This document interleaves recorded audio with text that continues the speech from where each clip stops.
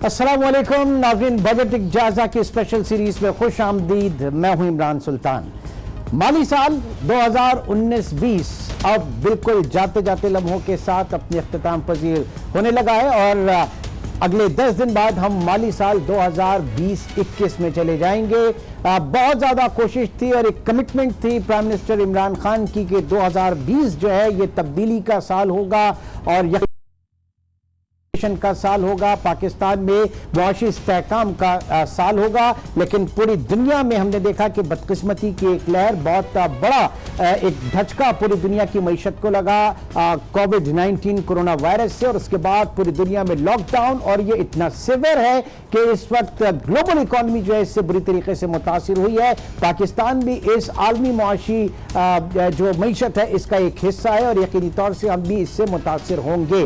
गो के बहुत सारे प्लस और माइनस जो हैं इस चीज के साथ जुड़े हुए हैं, लेकिन इस बीच में हमें अपना रास्ता निकालना है। तो आज न्यूज की हमेशा से एक ये काविश रही है कि मुल्क की मईशत के हवाले से, लोगों को समझाने के हवाले से, उसके ऊपर गौर व खौस करने के हवाले से, बहस व मुबाहिसे के हवाले से हम बजट से पहले एक पूरी सीरीज लेके चलते हैं, बजट एक जायजा के हवाले से, जिसमें सेक्टोरल जो हमारी कारकर्दगी है उसको डिस्कस किया जाता है। ये सीरीज हमारी जारी रहेगी बजट से पहले, यानी इकोनॉमिक सर्वे तक, फिर इकोनॉमिक सर्वे की हमारी ट्रांसमिशन, देन बजट की, और फिर पोस्ट बजट। तो आज न्यूज और बिजनेस रिकॉर्डर का एक अहम इनपुट हमेशा से रहता है इन तमाम मुआशी सरगर्मियों के हवाले से, इस मर्तबा भी आपके सामने लेकर आए।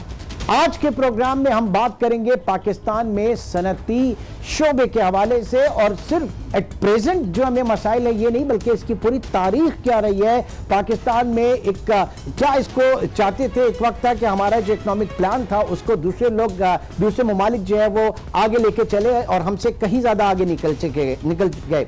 बट अनफॉर्चुनेटली पाकिस्तान इस वक्त एक इंडस्ट्रियल स्टेट के बजाय एक ट्रेडिंग स्टेट जो है वो बन चुका है। हमने सोचा क्या था 1947 में जब ये मुल्क वजूद में आया था, उस वक्त हमारा क्या फोकस था और फिर वक्त किस तरीके से आगे बढ़ा, पहले हम नजर डालेंगे इस पूरे मामले पे। देखते हैं ये रिपोर्ट। पाकिस्तान की मुआशी तरक्की में सनती शोबे का हमेशा से कलीदी किरदार रहा है।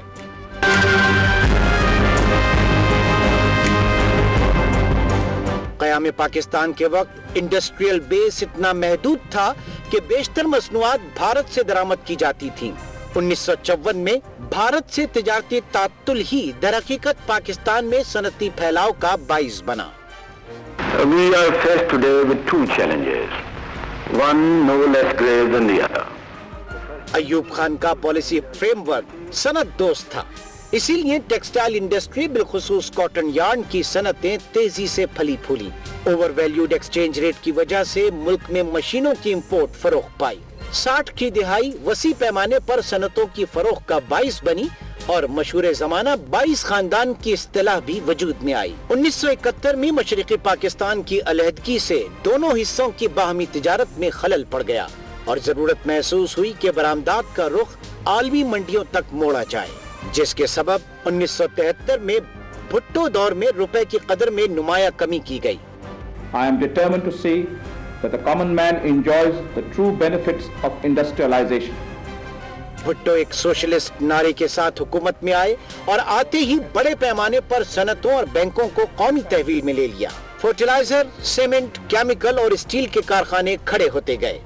10 लाख टन स्टील की पैदावार का अजीम मंसूबा पाकिस्तान स्टील मिल्स भी उसी दौर की निशानी है।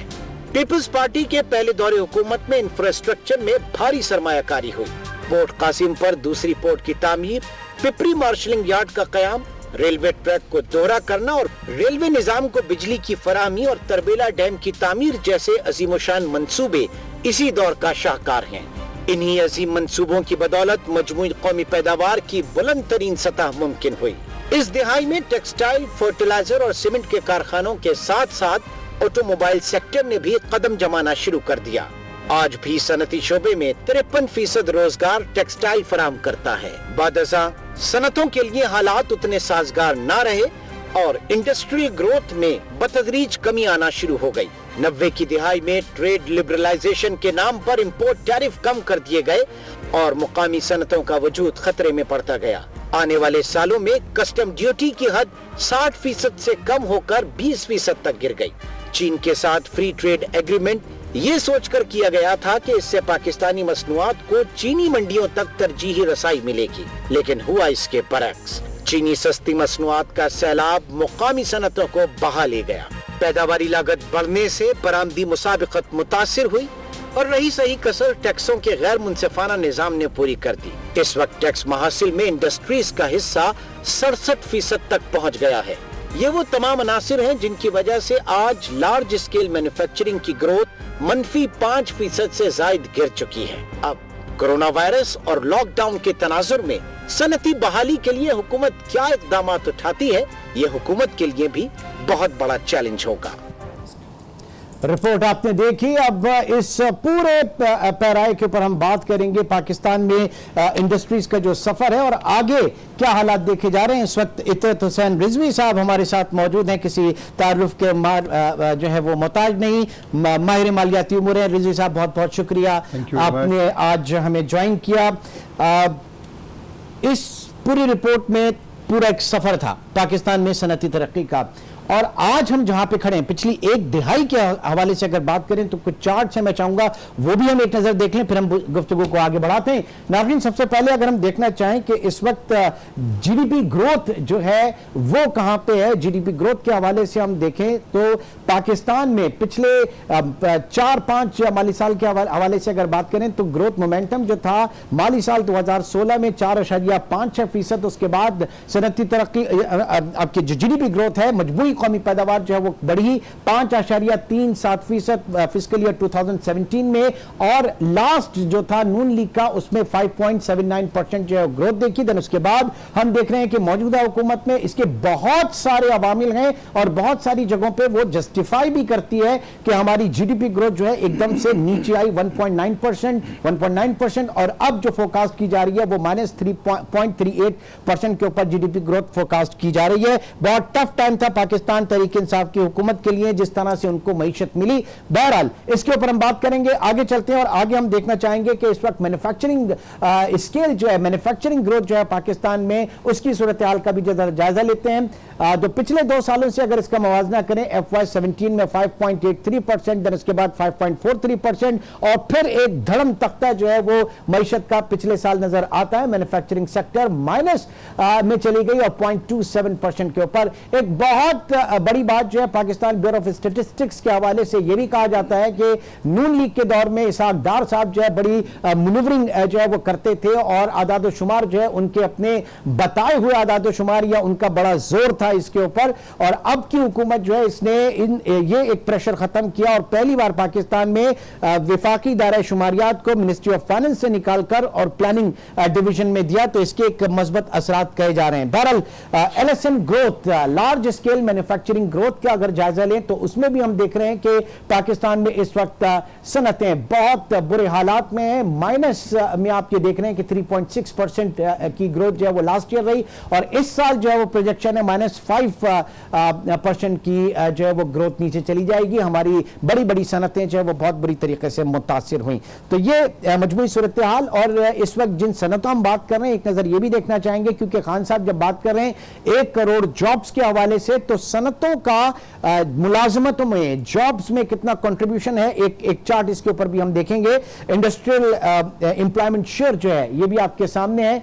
Textile the largest one sector, जिसमें हम देख सकते हैं कि 53% मुलाजमतें जो है वो टेक्सटाइल फीसद फराम करता है, और इस वक्त पाकिस्तान में टेक्सटाइल का शोबा जो है वो बहुत परेशानी के आलम में, हमारे एक्सपोर्टर्स जो हैं वो बहुत ज्यादा परेशानी के आलम में हैं। इस वक्त इतरत रिजवी साहब हमारे साथ मौजूद हैं। रिजवी साहब, हम कहां से हमने सफर शुरू किया था और कहां पर हम आ गए? देखिए इमरान साहब, आपने शुरू में जो अपनी एक रिपोर्ट प्रेजेंट की, मैं समझता हूँ उसको आपने कूजे में दरिया को बंद कर दिया। कोशिश की आपने, लेकिन सक्सेसफुल कोशिश थी आपकी। बहरकैफ इस रिपोर्ट में अगर एक चीज़ देखी जाए तो मुझे 3 डिस्टिंक्ट अदवार नज़र आते हैं। पहला अदवार जो आपने दिखाया जनाब अयूब खान का, जिनकी आपने पिक्चर भी दिखाई बड़े अरसे के बाद। दूसरा दौर जो है वो जनाब जुल्फ़िकार अली भुट्टो साहब का दौर शुरू होता है, और तीसरा दौर चूँकि उसके बाद तो 3-4 और डिफरेंट दौर आए, अदवार आए। لیکن میں اسے پوسٹ بھٹو ایرا کہہ کر 3 ادوار میں رکھتا ہوں اس کو. پہلا دور جو ہے ایوب خان صاحب کا, اس دور کے اندر 3-4 چیزیں ہیں. بہت ترقی ہوئی, ڈیکیڈ آف ڈیولپمنٹ اگر آپ کو یاد ہو تو یہ ہم نے 58 سے 68 تک ایک ڈیکیڈ آف ڈیولپمنٹ منایا. یہاں پہ اس کی ہم نے ٹرین بھی رن کی.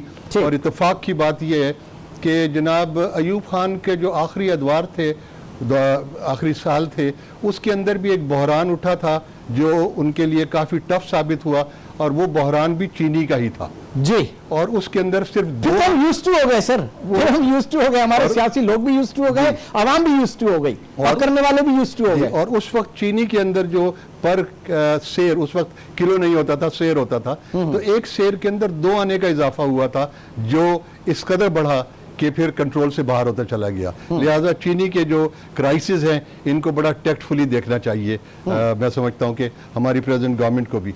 جہاں تک کہ ایوب خان کی ڈیولپمنٹ کا تعلق ہے تو میں سمجھتا ہوں اس وقت انیبلنگ انوائرمنٹ آج کے دور سے کئی گنا زیادہ بہتر تھی. اس دور میں ہم نے بہت سارے ایسے انسٹیٹیوشنز بنائے کہ جنہوں نے ڈیولپمنٹ کی, اور ایسے انسٹیٹیوشنز میں میں سر فہرست رکھتا ہوں جناب WPIDC, جو اب ہم PIDC کہتے ہیں, EPIDC, east Pakistan industrial development corporation. اسی دور کے اندر ہم نے بنائے NIT, ICP, investment advisory centre of Pakistan. یہ سب اسی دور کی پیداوار ہیں, اور یہ سارے آپس میں ایک دوسرے کے ساتھ مل کر کام کر رہے تھے. اور جو ماڈل تھا ہمارا ایوب خان کے پیریڈ کے اندر, وہ ماڈل تھا کہ چونکہ نیا نیا ملک بنا تھا, ہمارے پاس کیپٹل شارٹ تھا, ہمارے پاس اسکل شارٹ تھی, ہمارے پاس انٹرپرینورشپ شارٹ تھی. ان تینوں چیزوں کو ایکچولی ان رولز کو PIDC نے یا WPIDC نے لیا, اور اس کے بعد ان کا رول یہ تھا کہ وہ یونٹس کو آئیڈینٹیفائی کرتے تھے ڈیمانڈ سپلائی دیکھنے کے بعد. اس کے بعد وہ ان یونٹس کو جو تھا امپلیمنٹ کرتے تھے فیزیبلٹی بنانے کے بعد. R&D کی بات کی جاتی ہے, ریسرچ اینڈ ڈیولپمنٹ باقاعدہ اس کے حساب سے چل رہا تھا. فیزیبلٹی بنانے کے بعد وہ اس یونٹ کو کنسٹرکٹ کرتے تھے, اس یونٹ کو چلاتے تھے 1-2 سال, اور اس کے بعد اس کو ڈس انویسٹ کر دیتے تھے. یہ تھا ہمارا پہلا ماڈل. ٹھیک ہے, اور یہ بات کر رہے ہیں 50s کے اور 60s کی. ٹھیک ہے, تو 50 میں ایک ریپڈ انڈسٹریل میں انڈسٹریل اسٹیبلائزیشن کی آپ بات کریں, اور جسے ہم 1 یونٹ یا 1 ونڈو آپریشن کہتے ہیں, ایکچولی 1 ونڈو آپریشن اس وقت تھا کہ جب PIDC یہ تمام رولز خود پرفارم کر رہا تھا, اور اس کے بعد جب وہ یونٹ چل پڑتا تھا تو اس کو وہ ڈس انویسٹ کر دیا کرتے تھے. یہ تھا ہمارا فرسٹ ماڈل. لیکن سر جب پھر لیٹر آن نیشنلائزیشن کا نعرہ لگا اور اس کے بعد اداروں کو قومی تحویل میں لے لیا گیا, آپ چونکہ ہسٹری آپ بہت ان ڈیپتھ ان چیزوں پہ دیکھ رہے ہیں, تو وہ اس نے کتنا سرو کیا پاکستان کو؟ دیکھیے میرے خیال میں جو ایک ہمارا جو ٹرن آیا ہے ہمارے اکانومی میں, وہ وہی 1969 سے آنورڈ ایک ٹرن آنا شروع ہوا. اور چونکہ ایک پاپولر وہ تھی ہماری, کیونکہ ہم نے اس زمانے میں وہ 22 خاندانوں کا ایک نعرہ لگایا تھا, لہٰذا ایک نفرت سی پیدا ہوئی تمام عوام الناس کے اندر ان 22 خاندانوں کے خلاف. اور ایک حالانکہ انہوں نے ایک انڈسٹریل بیس دی تھی پاکستان کو دی تھی. تو اس کے بعد پھر جو نعرہ لگا تھا وہ روٹی اور کپڑا اور مکان کا تھا, اور یہ روٹی کپڑا مکان جو ہے یہ اسی صورت میں ممکن تھا کہ جب ہم ان 22 خاندانوں سے کچھ نہ کچھ لے لیں. حکومت کے پاس تو پھر بھی پیسہ نہیں تھا, تو ہمیں ان 22 خاندانوں سے پیسہ لینا تھا اور عوام کو دینا تھا, اور اس وجہ سے ہم آ گئے جناب اس کے اوپر نیشنلائزیشن کے اوپر. اور جو اس پیریڈ میں ایک خرابی among other things جو نظر آتی ہے مجھے, وہ یہ ہے کہ ہم نے بدقسمتی سے اس پیریڈ میں اپنے ایجوکیشن انسٹیٹیوشنز کو بھی انسٹیٹیوشنز کے اوپر ہی زور ہے میرا. ایک بریک کی طرف میں جانا چاہوں گا, اور کے بعد مسعود نقی صاحب نے بھی ہمیں جوائن کیا ہے, اور بات ہوگی پاکستان میں ہم ایسے ہی نہیں پہنچے, محض بجلی مہنگی, گیس مہنگی. Welcome back. اطرت حسین رضوی صاحب بھی ہمارے ساتھ موجود ہیں, اور ابھی ہمیں مسعود نقی صاحب نے بھی جوائن کیا. نقی صاحب بہت بہت شکریہ. بات ہو رہی تھی اس وقت پاکستان میں اس پورے ایرا کی, پچھلے جو ڈیکڈز ہیں, اور آپ نے بھی اس وقت سنی ہوگی گفتگو, جو ڈیولپمنٹ فائننس انسٹیٹیوشنز تھے وہ, اور اس سے پہلے وہ 22 خاندانوں کی جو بات کی, جو ایوب خان ایرا کی بات کی, جب پاکستان میں انڈسٹریز, ایک انڈسٹریل بیس وسیع ہوا. टेक्सटाइल सेक्टर भी उस वक्त मार्केट में आया, इस वक्त पाकिस्तान में आया, कितने बेहतर हालात थे और कितना आप मुत्तफिक हैं रिजवी साहब के ख्यालात से? देखिए, रिजवी साहब ने जो बताया वो तो रियलिटी बताई है, वो तो आपकी लेगेसी बताइए वो क्या है, वो एरर्स बताएं, वो इंडस्ट्रियलाइजेशन का दौर बताया, फिर वो नेशनलाइजेशन का दौर बताया, वो तो रियलिटी है, तो वो सबको पता है, उसमें डिसएग्रीमेंट तो कोई हो ही नहीं सकता। लेकिन मैं बड़ा सादा अल्फाज में बात करने का आदी हूँ, मैं इसको जो है ना थोड़ा सिंपल करने की कोशिश करता हूँ समझने के लिए सबके, कि ये हम अपनी लेगेसी को और अपनी हिस्ट्री को बेंचमार्क बनाते हैं और उसको बात करते रहते हैं। हम टीपू सुल्तान, खालिद बिन वलीद, मोहम्मद बिन कासिम और ये वाला इंडस्ट्रियलाइजेशन और ये 22 खानदान, ये सारी चीज़ें जो हैं ये स्टडी के लिए, एकेडमिक डिस्कशन के लिए और वो बेंचमार्क बना करके उसको आगे बढ़ने के लिए अच्छी हैं। कब तक इसमें उलझे रहेंगे कि क्या हुआ था, सरकमस्टेंसेस क्या थे। आज क्या है, आज पूरी दुनिया तब्दील हो गई है। ये सारी चीज़ें हमने देख ली और कर ली, कुछ गलतियां कर ली, कुछ सुधारने की कोशिश कर ली, किसके क्या सेंटिमेंट थे उस वक्त के हालात से शायद सही लगता होगा, उस वक्त के हालात से शायद नेशनलाइजेशन सही लगती होगी। आज क्या हालात हैं, आज के हालात में दुनिया का रुख किस तरफ है, हमारी इकोनॉमिक्स क्या है, हमारी सोशल कंडीशंस क्या हैं एंड हमारी इंटरनेशनली प्लेसमेंट किस जगह पे है, हमें ये समझना चाहिए। एंड देन अगर हम इकोनॉमी की बात करते हैं, अपने मुल्क की इकोनॉमी की बात करते हैं, हमारे यहाँ इमरान साहब टूरिज्म नहीं है, सर्विस सेक्टर हमारा जो है वो वीक है बहुत ज़्यादा। हमारे पास जो एक्सपर्ट्स हमारे जो रेमिटेंस देते जा रहे हैं वो डिक्लाइनिंग की तरफ हैं। हमारे पास है क्या, हमारे पास एक चीज़ बचती है और वो चीज़ हमारे पास बचती है आज इंडस्ट्रियलाइजेशन एंड एक्सपोर्ट। इसके अलावा पाकिस्तान में कोई भी आदमी आकर के बताए कि जी इसके अलावा कोई सोल्यूशन तो क्या आज वो हालात हैं जो इंडस्ट्रियलाइजेशन की आप बात कर रहे हैं, क्या उतने साजगार हैं? बिल्कुल नहीं है। नहीं, पूरी दुनिया में नहीं है जी, आज तो पूरी दुनिया में नहीं है। आज की तारीख में अगर आज तो के दौर की बात करते हैं, पूरी दुनिया का और पाकिस्तान का, आप वेंडर कंट्री हैं पूरी दुनिया में। अगर आप यूरोपियन कंट्रीज में जाते हैं, आप वेस्टर्न वर्ल्ड में जाते हैं और आप उनके अमाउंट देखें, जो उन्होंने अमाउंट जो है वो इस वक्त सारे के सारे जो फंडिंग उन्होंने अपनी वेलफेयर ऑर्गेनाइजेशन बनने के लिए वो कर दिए, चूंकि उनके पास पैसे हैं।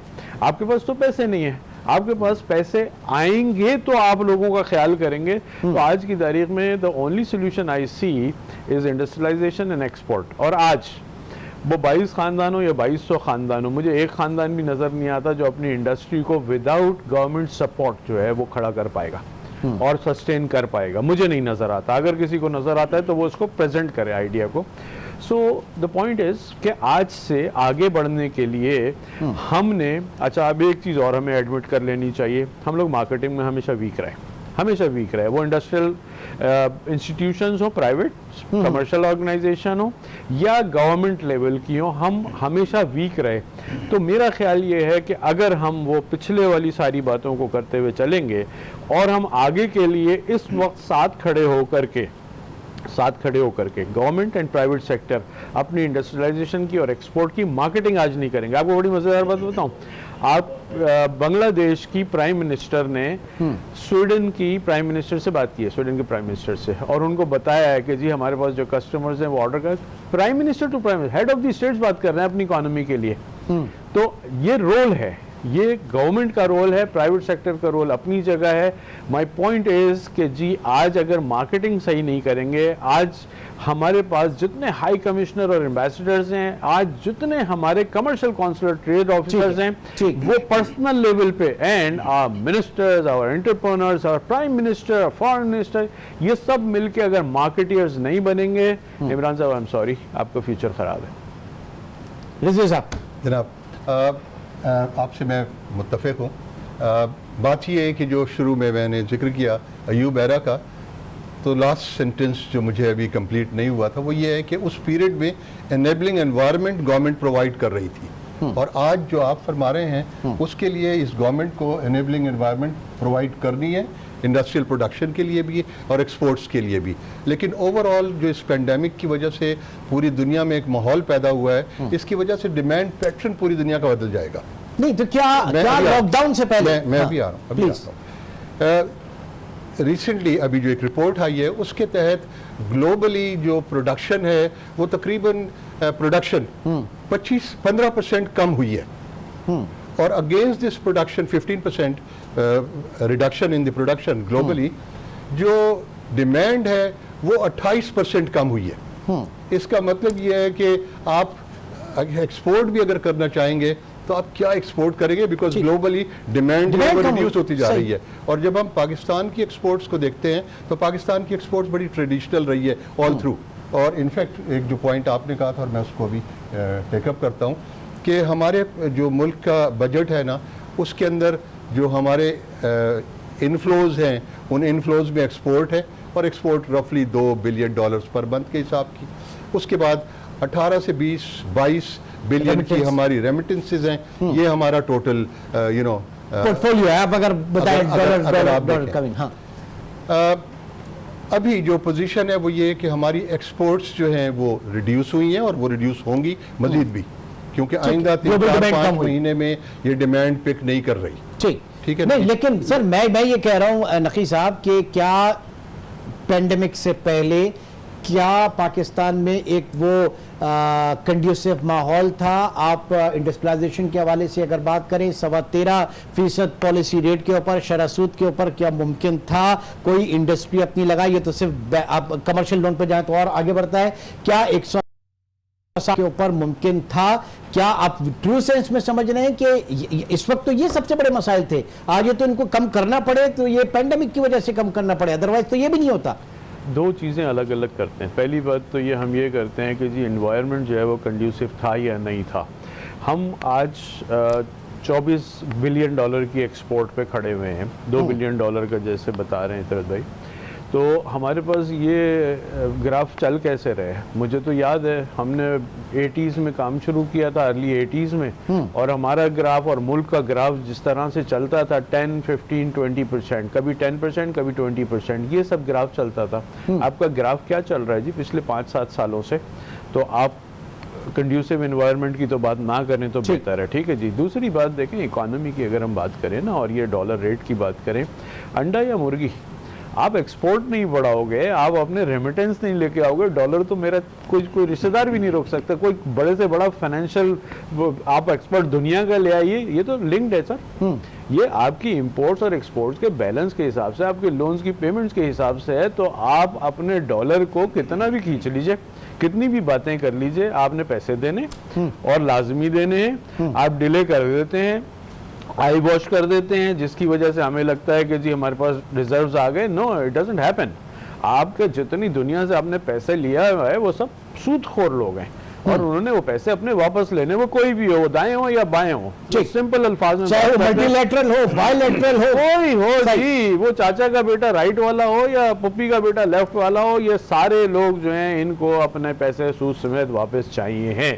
اور اگر کسی میں کوئی $1 بلین $2 بلین کا انٹرسٹ فری ہے پولیٹیکل ایشوز کو بڑھانے کے لیے, پیسہ تو وہ بھی واپس کرنا ہے. تو مائی پوائنٹ از کہ بھائی آپ اپنی ایکسپورٹ نہیں بڑھاؤ گے. میں آپ کو عرض کرتا ہوں کہ آپ کی ایکسپورٹ بڑھ ہی نہیں سکتی جب تک آپ اپنی مارکیٹنگ کو سیدھا نہیں کریں گے.